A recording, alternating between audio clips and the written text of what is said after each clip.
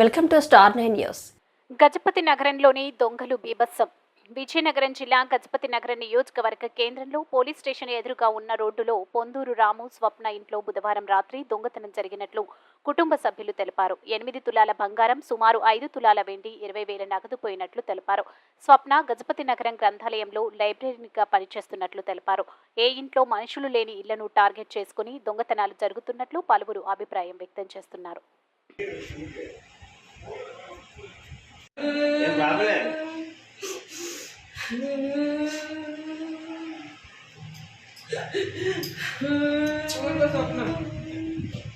మరి కష్టార్జిత మళ్ళీ తీసుకెళ్ళారు డబ్బులు పోతాయి కానీ బాగా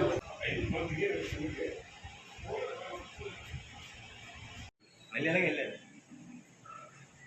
ఒక మాట అండి కట్ చేస్తాం.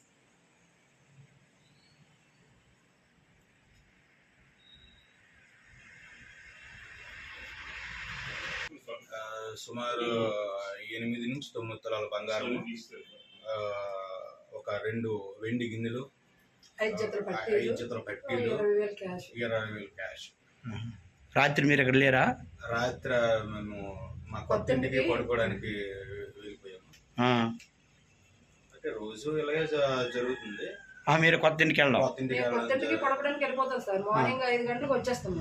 అంటే పిల్లలు స్కూల్కి వెళ్ళిపోతారు, మేము ఎవరి డ్యూటీలకు వెళ్ళిపోతాం. ఇంటి దగ్గర మరి ఎవరు ఉండరు.